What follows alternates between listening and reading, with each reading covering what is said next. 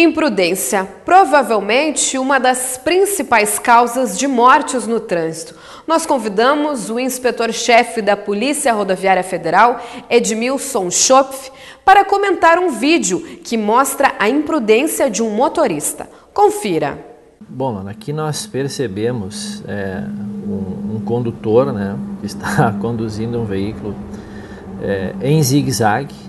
A primeira análise é que ele esteja ou com sono ou sob influência de álcool ou alguma outra substância, constatado depois então que ele estava sob influência de álcool após a verificação, abordagem, etc. Infelizmente, ainda que esse tipo de comportamento ele é em percentual pequeno, mas você veja, as imagens mostram quantas pessoas esse motorista colocou em risco além dele. Um trânsito intenso, como você pode perceber, no sentido inverso, que é tradicional aqui na nossa região. E esse tipo de conduta, então, infelizmente, ele acaba, além desse motorista que está se pondo em risco, colocando famílias, colocando profissionais também em risco, pela sua atitude, pelo seu comportamento completamente inadequado com relação à segurança no trânsito.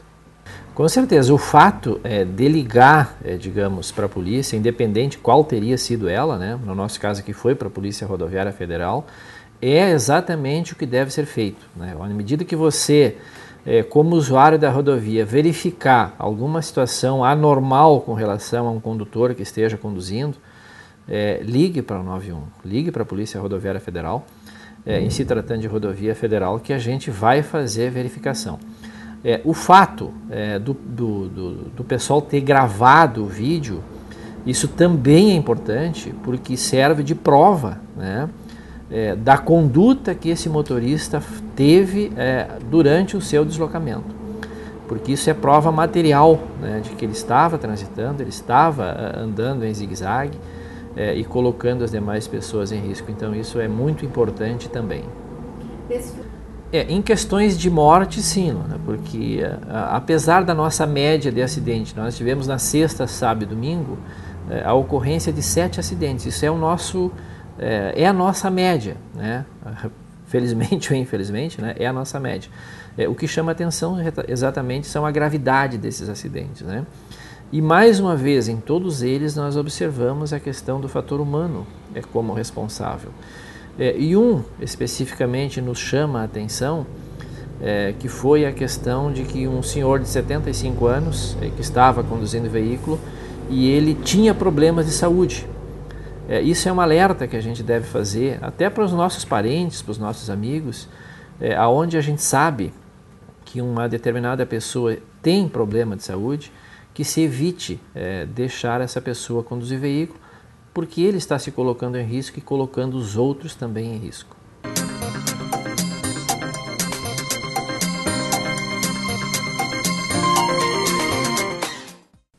O vento soprou predominantemente de noroeste e a temperatura aumentou nesta terça-feira em relação aos últimos dias no Rio Grande do Sul.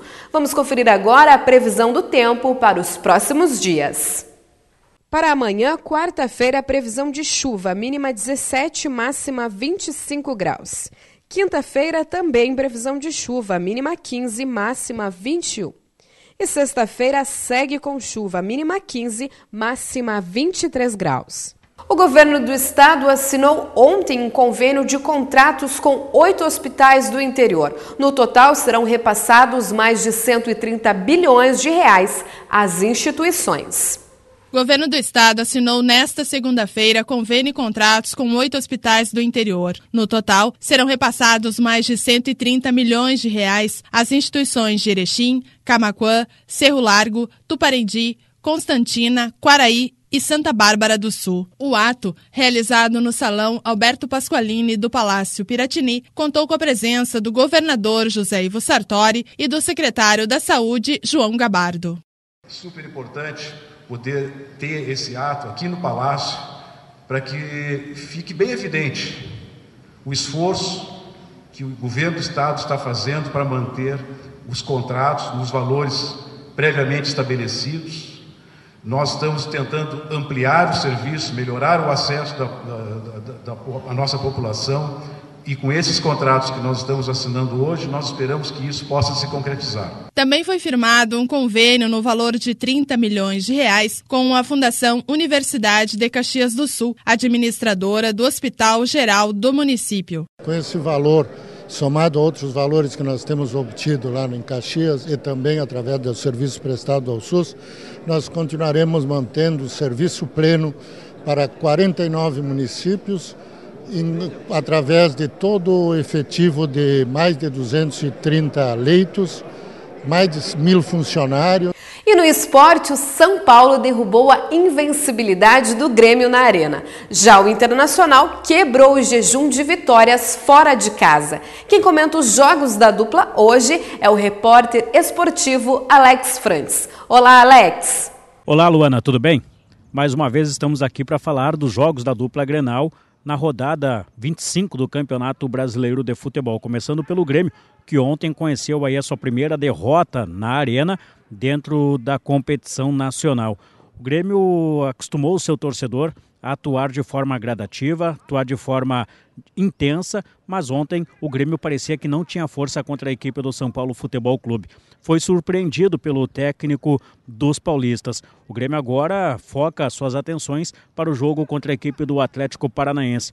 Com a derrota de ontem, faz com que o Corinthians se distancie na liderança do Campeonato Brasileiro, abrindo aí 9 pontos. Realmente fica bastante complicado do Grêmio buscar, embora o Corinthians tenha confrontos bastante interessantes, como de quarta-feira contra o Internacional, depois tem o Santos lá na Vila Belmiro. Enfim, o Corinthians também tem jogos bastante complicados, mas o Grêmio ontem não fez a sua parte, jogou mal, sentiu muito desfalques do Pedro Jeromel e também do volante Maicon. Os passes de qualidade do volante Maicon não apareceram ontem, nem mesmo a categoria de Luan se sobressaiu sobre os defensores da equipe do Tricolor Paulista. Com isso, o Grêmio marchou no Campeonato Brasileiro e perdeu uma grande oportunidade de se aproximar, inclusive, da segunda posição, já que o Atlético Mineiro acabou empatando contra a equipe do Cruzeiro. Já o Internacional, técnico Argel Fuchs, está aí conseguindo bons resultados. A atuação do Internacional não foi boa contra o Curitiba, mas valeu pelo resultado. Com isso, o Internacional se aproxima daquele grupo dos 4 primeiros colocados, pelo menos em número de pontuação, pois a 9ª colocação do Internacional ela não é tão boa assim, uma vez que o Inter estava envolvido na Taça Libertadores da América, acabou se atrasando demais, e aí você observa, o Internacional vence, mas não sai dessa zona ali, 11º, 10º, até mesmo a 9ª posição. Então essa é a situação do Internacional nesse exato momento. Confronto contra o líder Corinthians na próxima quarta-feira no estádio Beira-Rio faz com que o torcedor do Grêmio, que almeja um título aí pelo menos há 14 anos, possa a torcer pelo Internacional para que o Internacional tire pontos da equipe do Corinthians, e a tendência é que o Grêmio vá até o Couto Pereira enfrentar o Atlético Paranaense e tentar aí os 3 pontos. Rodada eletrizante no meio de semana, na quarta-feira, Internacional no estádio Beira-Rio contra o Corinthians, expectativa de um bom público, em torno aí de 20, 25 mil torcedores, e o Grêmio aí tentando fazer a sua parte lá no Couto Pereira quando enfrenta a equipe do Atlético Paranaense. Resultados da dupla Grenal no final da semana, pelo menos para mim, Internacional teve uma atuação não tão boa, mas conquistou pelo resultado. O Grêmio não teve o resultado, nem mesmo a atuação. Um grande abraço, até a próxima. Obrigada, Alex. E vamos seguir falando de esporte. O técnico Jair Galvão está de volta ao São Luís.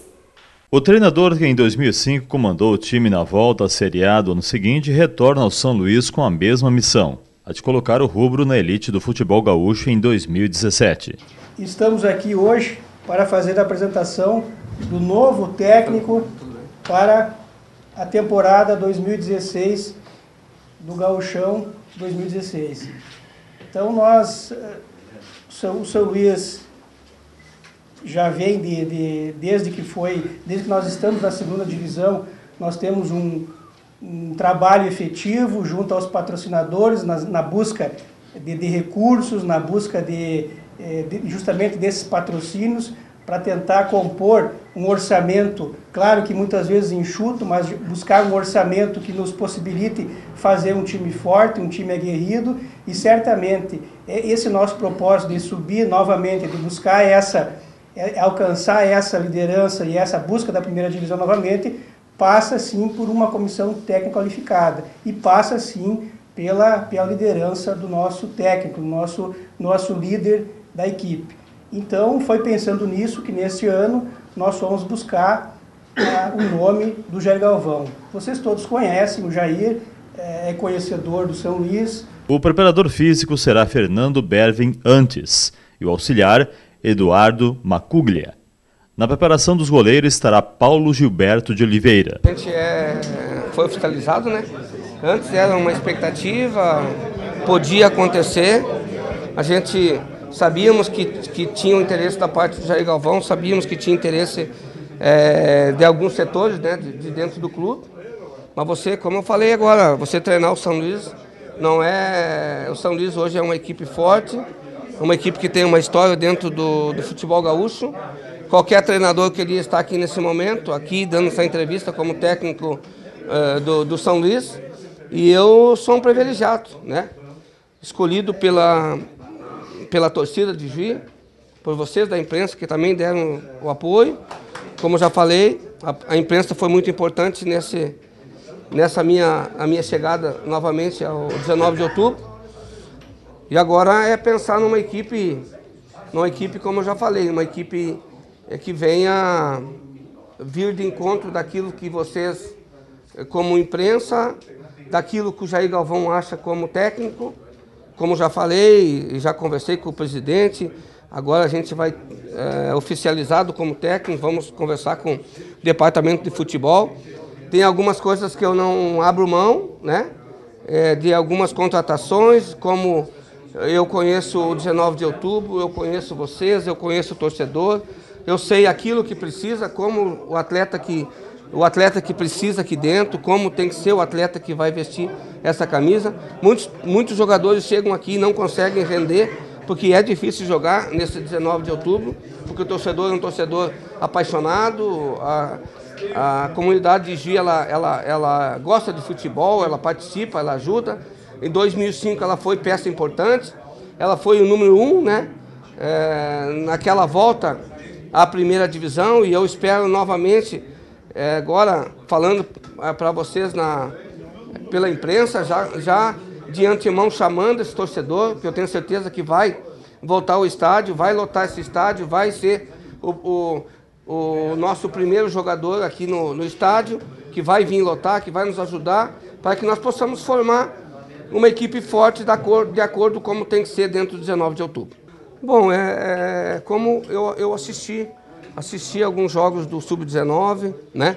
Eu acredito, e o presidente do conselho falou, e foi muito bem nas palavras que ele colocou, que nós precisamos ter, e eu sempre falei em alguns momentos com alguns diretores, que eu acredito que o São Luís teria que ter uma categoria de base já forte, né? Com hoje descendo, jogando essa divisão de acesso, tirando 5 ou 6 jogadores para vestir a camisa e não para ser uma aposta dentro do clube. Mas a gente vai olhar esses atletas, até porque a gente também foi jogador. Nós sabemos que a gente tem que ter um início, né? Se nós não olhar esses jovens e não dar uma oportunidade a eles para que eles possam vir vestir essa camisa e que eles possam não ter essa oportunidade de jogar, então vai ser difícil deles se estabelecer nesse mercado complicado como é ser jogador de futebol. E eu, como um cara que sou de Juí e que gosto e sempre valorizei a prata da casa, e acho que em 2005, quando a gente foi campeão, a gente tinha muitos valores de dentro de Juí. Eu estou aberto para dar oportunidades àqueles atletas que também, não por ser jovem, mas que sejam comprometidos naquilo que é ser um atleta. Galvão salientou o trabalho que pretende fazer. A forma como vocês da imprensa esperam, e que nós vamos fazer um São Luís muito forte dentro desse 2016. Temos e somos sabedores de que existe a dificuldade em todas as equipes, né? Mas eu, Jair, mais com essa comissão técnica que a gente tá formatando aqui, a gente espera que nós possamos fazer um grande time, nos entender bem, e somos sim um treinador sonhador. Eu sonho, acredito e tenho certeza que eu estou preparado de levar o São Luís novamente à primeira divisão. Tenho certeza de que vamos ter trabalho, mas que eu e a minha comissão técnica vai se doar muito para que nós, no final, ou na metade de 2016, nós possamos estar com o caminhão de bombeiro aqui na frente e que eu possa, juntamente com vocês, com o apoio de vocês, levar mais uma equipe à primeira divisão. Obrigado. E o Vila Nova do bairro Lambari vence o Botafogo do bairro Alvorada por 1-0 domingo à tarde no estádio 19 de outubro e conquistou o título da primeira divisão do Campeonato Municipal de Futebol Amador. O Vila Nova do bairro Lambari vence Botafogo do bairro Alvorada por 1-0, domingo à tarde no estádio 19 de outubro e conquistou o título da primeira divisão do Campeonato Municipal de Futebol Amador. Infelizmente provou, ficou em boas mãos a taça, porque a equipe jogou o campeonato todo, foi a melhor equipe, desde o início da competição. Então ficou em boas mãos, a boa equipe, irmão do outro lado. O time inteligente também, e eu acho que o título tem que comemorar, que foi um jogo muito merecedor. O futebol do Juiz sempre vai ser o melhor da região. Os caras falam que futebol amador de Ibirubá é bom, mas futebol amador de Ibirubá nunca botou um jogador profissional, e o Juiz já botou vários no celeiro do futebol brasileiro. O William dos Santos fez o gol do Vila Nova aos 35 minutos do segundo tempo. O Botafogo do bairro Alvorada ficou em segundo lugar. Sem dúvidas. Eu acho que... Falou, parabéns, hein, cara. Eu acho que nós jogamos o tudo, né? Que nós dependia só da vitória. O empate não favorecia nós. Mas nós tentamos de tudo. Foi um baita jogo, de ambos os lados. E tomamos um gol num chute, onde encobriu o nosso goleiro. O goleiro achou que ia fora e encobriu o nosso goleiro. Parabéns também para a equipe do Vila Nova, que também se comportou bem dentro de campo, jogou um grande futebol. E acho que está todo mundo de parabéns pelas torcidas, pela organização, por vocês também, que eu fico muito feliz de ser transmitido nos jogos, para ver que a TV Igi está exposta a ajudar também. Pelo poder público, esse ano deu um apoio melhor, pode ser melhor. Então a gente fica gratificante, porque o futebol amador de Juí, se vocês pegar anos atrás, ele já estava em muita decadência, com muitas violências, muitas confusões. E a gente agradece, porque foi um espetáculo à parte entre as torcidas, um espetáculo dentro de campo com respeito. E a gente também agradece ao São Luís por emprestar o campo para nós, que a gente sabe que dentro de Juí tem grandes valores. A classificação final ficou a seguinte: campeão Vila Nova do bairro Lambari. Segundo lugar, Botafogo do bairro Alvorada. Em terceiro, Portuguesa do bairro Getúlio Vargas. Quarto, Guarani do bairro Elizabeth. E em quinto lugar, Palestino do bairro Industrial. Sem dúvida nenhuma, a valorização do esporte, da qualidade de vida. E através do esporte a gente estabelece essas novas relações de amizade, de integração com a população urbana e rural. Então o campeonato deste ano demonstrou isso.